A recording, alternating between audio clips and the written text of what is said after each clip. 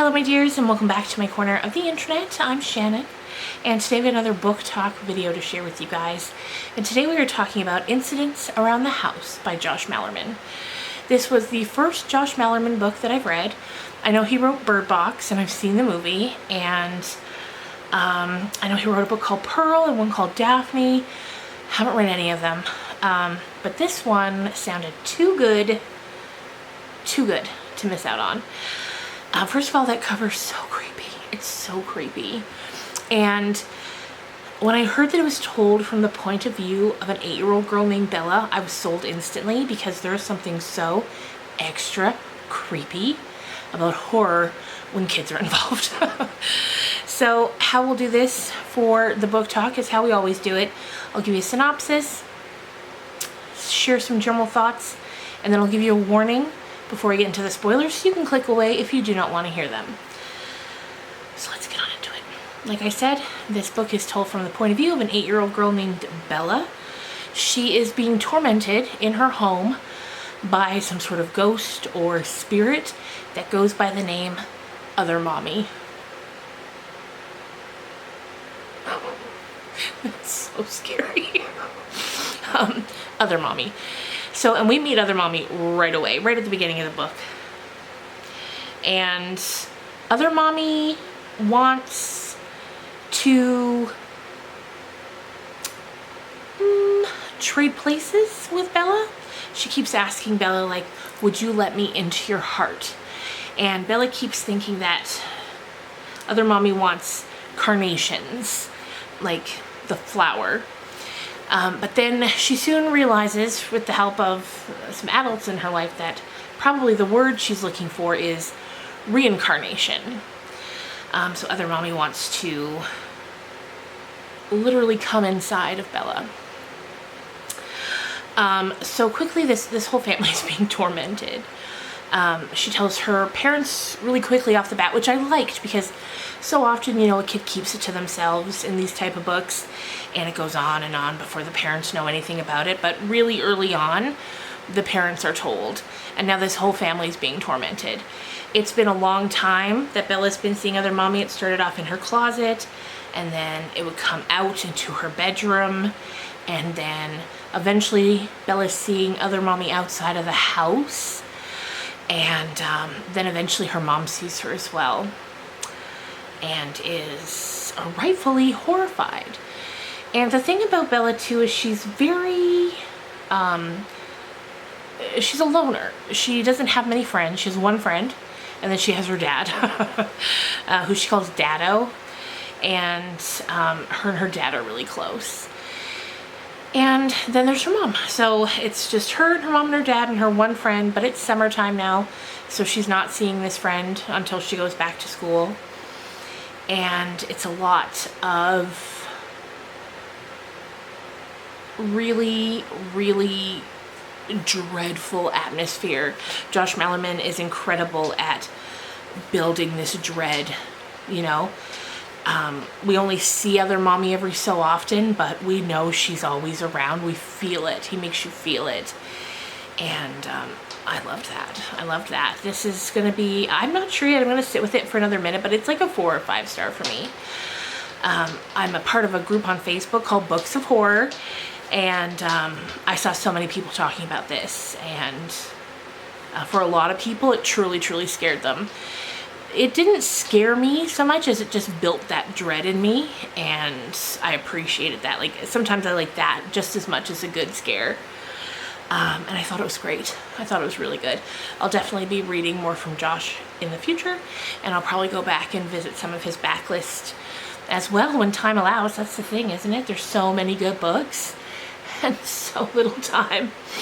But yes, I would recommend, if you like that sort of atmospheric horror.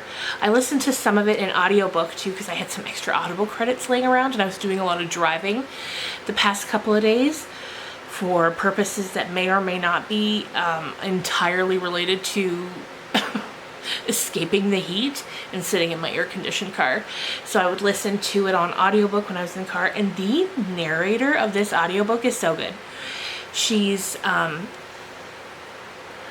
a grown woman, obviously, because you can tell, but the way she does Bella's little 8-year-old voice was so good. But she could also switch into Mommy's voice and Daddo's voice very believably. And I thought that was really, really interesting. Also, I found that he wrote Bella very well. Sometimes you'll see someone writing a child character and they're too, you know, their actions and the thing they say don't correspond with their actual ages. But I found that his really did, and I liked that a lot. So that's where I'm going to tell you to beat it if you don't want to hear the spoilers, and we'll talk a bit about them. It's incredibly hot here tonight. Not as hot as it was the past few days, so we're not going to prattle on for too long, but we will get into the spoilers and the ending. So thank you for watching if you're leaving now, and if you're staying, let's get on into it. So towards the middle of the book, it's a lot of the same sort of things happening, like Bella sees other mommy, and you know, the parents are wondering what's going on, and so they start to really put effort into trying to figure out what to do to get rid of this entity, whatever it is. Ghost, demon, spirit, we don't know what it is. So they start to ask people that they know for help. The grandmother, like the mom's mom, gets involved at one point because this thing follows them around. If they try to leave their home because they're spooked and go to like someone else's home, well, other mommy's coming there too. She is fully attached to Bella, not the house. And, you know, different people try to help. And Bella starts to worry that as time goes by, the more she rejects letting other mommy into her heart, the more serious the situations are going to get. And we do see that. We see people start to die, a man that Bella's mom knows. And other mommy's like, I left you a gift. And we know because as we're seeing things through the eyes of a child, we're seeing how she's processing things, but then our adult minds, as we're reading, we can read between the lines of things Bella's not understanding, but we're understanding. Like, we know that Bella's mom is having an affair. And so that's the man that ends up dying, and that's why other mommy's like, I got you a gift. Eventually they try to hire this guy to come in. And like, they get guard dogs, they get everything, as though anything of this world is going to stop this woman, this spirit. Anyway, eventually they get this guy to come in, and they think he's going to do it. He's going to help them. And he sees her. Eventually he comes face to face with her. He even reaches out and touches her. And then he is out of there. He's like, I just wanted to see her. I don't know what to do about it. And he leaves. And they're all very upset about it because they thought finally someone's going to help them, and he absolutely did not help them. That's my dog prancing about. Anyway, so things are getting worse and worse and more dire and more dire. Finally, one of the family friends is like, listen, I think I know what we need to do. And she's like, she's part of this group that's like into crystals and new age stuff. Love that. And they try first with a group of them. That doesn't work. It gets really weird. But then after, she's like, I think I know what we have to do here. I think I've cracked the code. And they're like, okay, what? Girl, what do you think we have to do? And she's like, what this spirit or entity or whatever wants Bella for is her innocence. That's why she's drawn to Bella. So we need to get rid of her innocence. And they're like, okay, how are we going to do that? And so they start to brainstorm, and then finally Bella's mom is like, okay, we're going to tell her all the terrible dark truths in our family, and it's going to be so upsetting that maybe there'll be a loss of innocence, and it'll be enough that other mommy will move on. And boy, do they drop some bombs. And like, Bella's mom, she's, as we've learned, because she'll go into Bella's room at night, like her actual mother, and when she thinks Bella's asleep, she'll have like a therapy session with her sleeping daughter's body. Like, she'll unload all these things, and oftentimes Bella's just pretending to sleep. So we're getting all this side story of how terrible Bella's mother is. Like, she is a flawed woman. She feels trapped. She doesn't want this kid. She wants her freedom. She wants this. She wants that. She's had enough of her husband because he's too good. And she's like, not great. Not great. So anyway, they take Bella out to the beach and they start unloading all of their like dark family secrets. She's like, here's what I need you to know. I was married before I met your father. How I told you we met, that was a lie. I was married before him. I was constantly having affairs with this man. Eventually, I meet your father and I start having an affair with him. Then I end up pregnant. I'm like, okay, please, God, let it be this man's baby.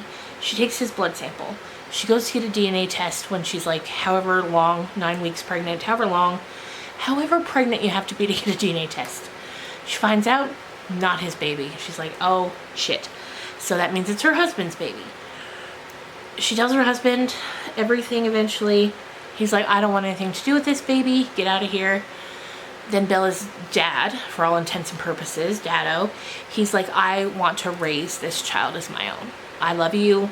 I want to love her. Let's be a family. Since then, Bella's mom, Ursula, cheating on him the whole time. And he kind of chalks it up to, well, I was the other man once. I shouldn't be surprised when I'm being other manned. Anyway, Bella freaks the F out. She's like absolutely horrified that she's been lied to her entire life, as you would be. And then they're like, okay, did it work? Like, is other mommy gone? And she's like, you know what? You lied to me. I'm going to lie to you. And I'm going to tell you, yes, it did work and she is gone, but it is not over. She's not gone. It didn't work.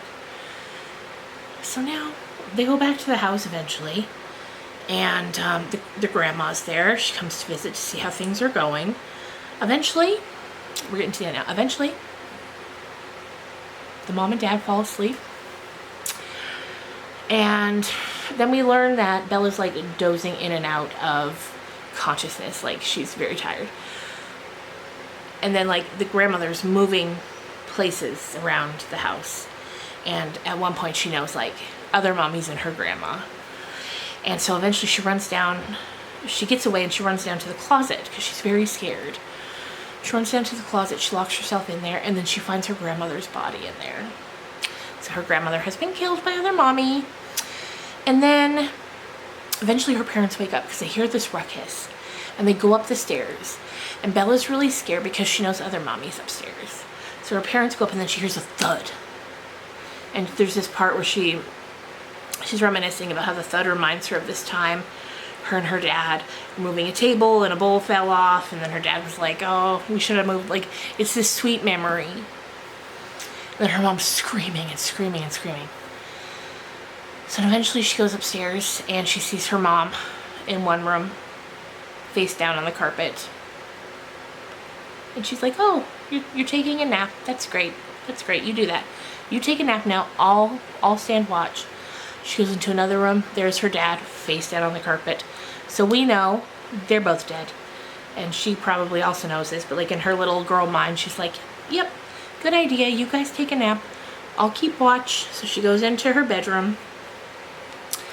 She sits on her bed. She's crying. And then other mommy emerges from her closet. And other mommy's like, are you ready now to let me into your heart? And Bella says yes. And then all of a sudden she kind of feels like everything's sort of pulling away. And then she's in the closet and other mommy is in her body sitting on the bed. And then eventually she kind of just turns away and goes to wherever other mommy's from. Because at one point she was like, where are you from? The closet? And other mommy's like, no. Somewhere else. I'm just in the closet, but I'm from somewhere else. So Bella starts, walking away into this big open space, and then she's like, well, I guess I'll have to, try to find someone to let me into their heart. And then, now it's just sort of been transferred to Bella, and she'll be the ghost that haunts. And I liked that ending so often. Even in horror, endings are tied up in a nice little bow, leaving you satisfied, but this one was truly just scary. Just scary. And I thought there was no other way for it to end. It was perfect. So yeah, I loved it a lot. And there you go. This is probably the quickest book talk I've ever done because I'm like trying to chew this up before I melt. Anyway, I think we got it all. I think we got it all in there. Anyway, I hope you enjoyed this. We'll be seeing you again real soon, probably with another spoiler-free book review, probably the new Shari Lapena book that I can't remember the title off the top of my head, but I've got a copy of. So I will see you guys then. I hope you have a great weekend. Bye, guys.